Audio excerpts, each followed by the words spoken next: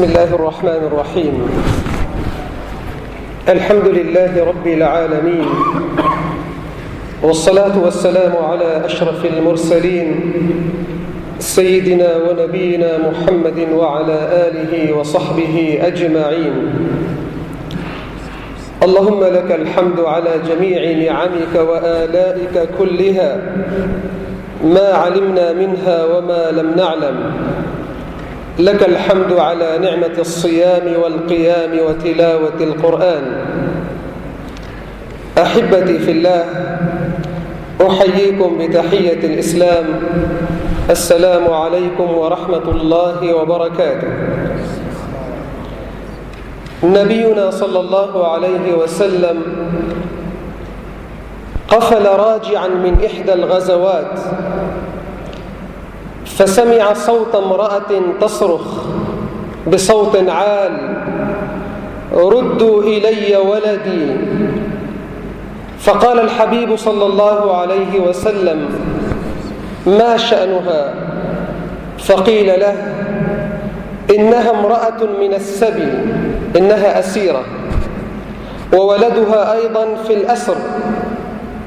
فقال عليه الصلاة والسلام: ردوا إليها ولدها.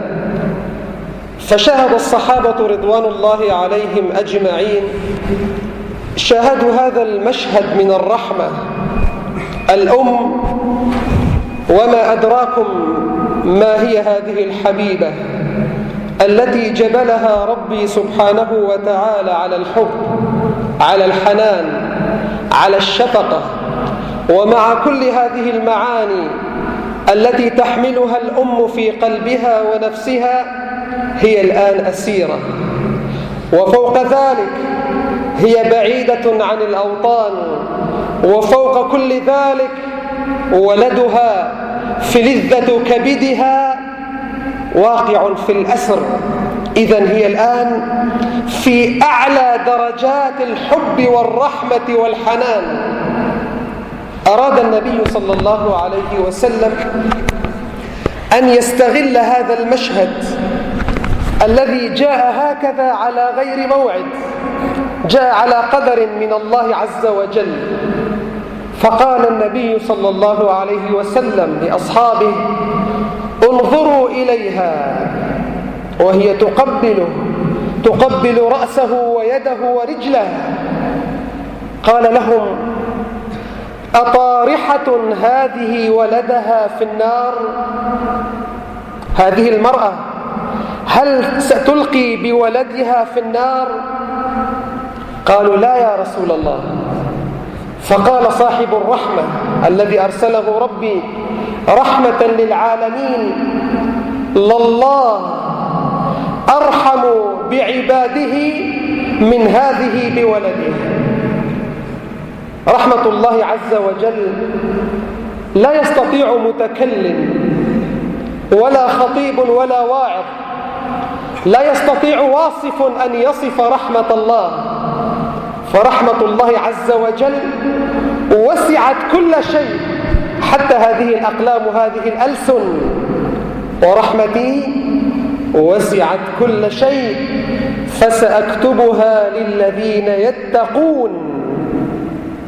أحبتي في الله، إنني بهذه المناسبة أسأل نفسي وأسألكم أعزتي أحبابي في الله: أرأيتم إلى هذا الخالق العظيم الذي أرسل لنا رمضان فأغلق أبواب النيران والجحيم؟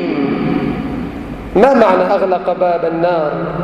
معنى ذلك أن يا عبادي لا تخافوا على ما مضى، لا تخافوا من الذنوب والمعاصي، فها هو رمضان جاء ليرمض الذنوب. رمضان من الرمض، ورمض أي أحرق، فرمضان جاء ليحرق هذه الذنوب والمعاصي. إنني أغلقت أبواب النيران حتى تكونوا على ثقة وفي أمان بأن هذه الذنوب التي مضت لن تدخلكم النار. وكأن مناد من قبل الله عز وجل ينادي من تلك الأبواب التي أغلقت: قل يا عبادي الذين أسرفوا على أنفسهم لا تقنطوا من رحمة الله إن الله يغفر الذنوب جميعا إنه هو الغفور الرحيم. أرأيتم أحبتي إلى هذا الإله العظيم الرحمن الرحيم الذي أغلق أبواب النار، أهو طارحنا في النار؟ الجواب عندكم. أرأيتم إلى هذا الذات الإلهية العظيمة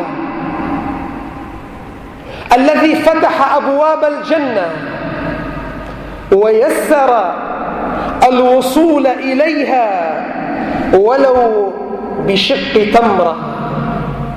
قال النبي صلى الله عليه وسلم وهو يتحدث عن كيفية الوصول إلى باب الصدقة، إلى باب الإحسان الذي فتح في رمضان، فقال لأصحابه ويقول لأمته إلى قيام الساعة: من فطر فيه صائما، أي في رمضان، كان مغفرة لذنوبه وعتق رقبته من النار، وكان له مثل أجر الصائم من غير أن ينتقص من أجر الصائم شيء.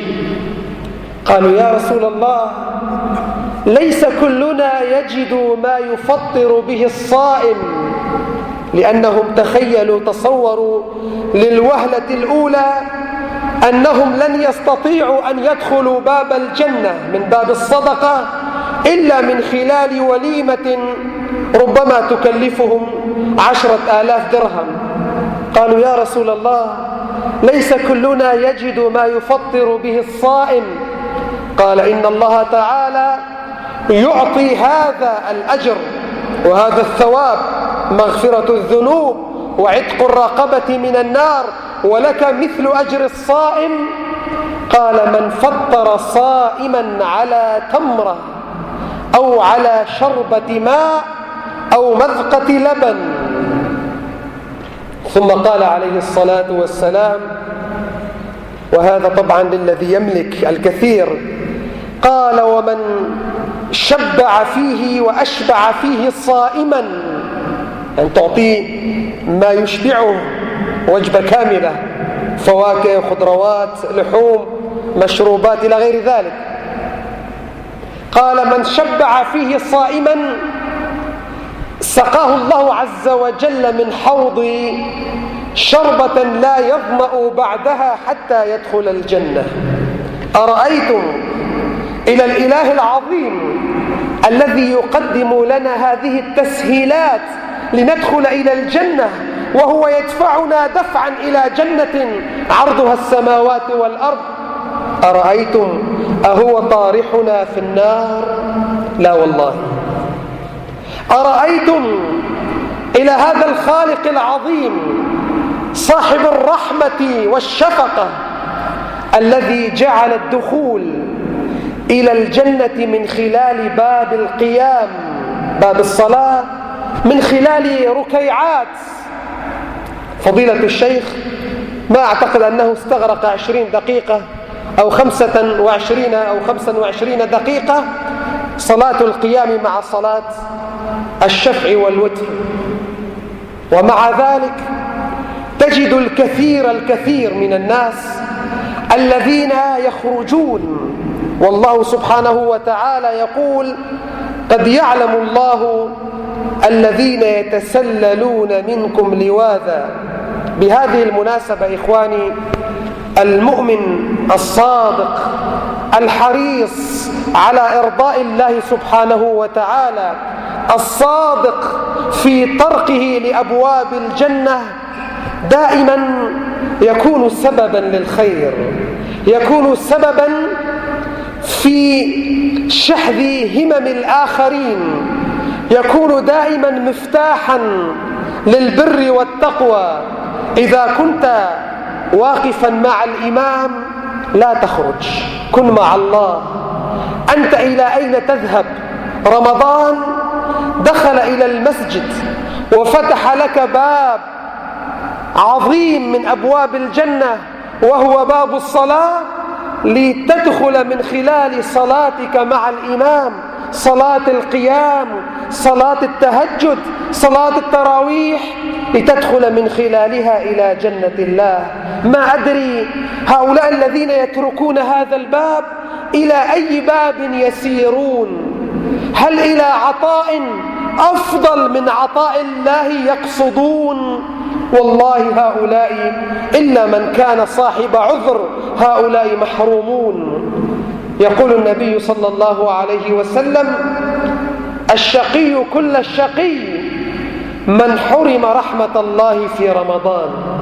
لذلك أحبتي، إذا كنتم مع الإمام اصبر، واصبر نفسك مع الذين يدعون ربهم بالغداة والعشي يريدون وجهه. كن مع الله عز وجل. إذا كنت في مجلس علم، مجالس العلم إنما تقصد، وأمر الله ورسوله صلى الله عليه وسلم، أمر الله ورسوله تلاحقكم. يقول عليه الصلاة والسلام: طلب العلم فريضة على كل مسلم ومسلمة. العلم يؤتى، ومع ذلك يأتيكم العلم دون أن تتعبوا مشوار بترول أو زمنا تستغرقونه، يأتيكم بين أيديكم. ومع ذلك الكثير من أبناء الإسلام يزهدون ولا أدري لأي ساعة يستعدون. نسأل الله تعالى أن يلهمنا رشدنا، وأن يجعل حظنا من موائد رمضان وافرا وكبيرا. إخواني أحبتي في الله، يجب أن يكون حظنا من هذه الموائد أن تكون كثيرة ننهل منها، لعلها تكون آخر رمضان في حياتنا. لو علم الناس ما رمضان لتمنوا أن تكون السنة كلها رمضان. أرأيتم إلى الشهيد مقام الشهادة الذي تمناها النبي صلى الله عليه وسلم، أحب أن يقتل في سبيل الله ثم يعود فيقتل، ثم يعود إلى الدنيا فيقتل. لماذا يا سيدي يا حبيبي يا رسول الله؟ حتى ينال هذا الشرف العظيم وليعلمنا شرف الشهادة في سبيل الله. الشهيد الذي يموت في سبيل الله في مقام معلوم، لكن الذي يأتي بعد سنة ويستشهد في سبيل الله مقامه أعلى من الشهيد الذي مات في السنة الماضية. لماذا؟ لأنه أضاف إلى حياته رمضان، صيام وقيام كما ورد في الصحيح.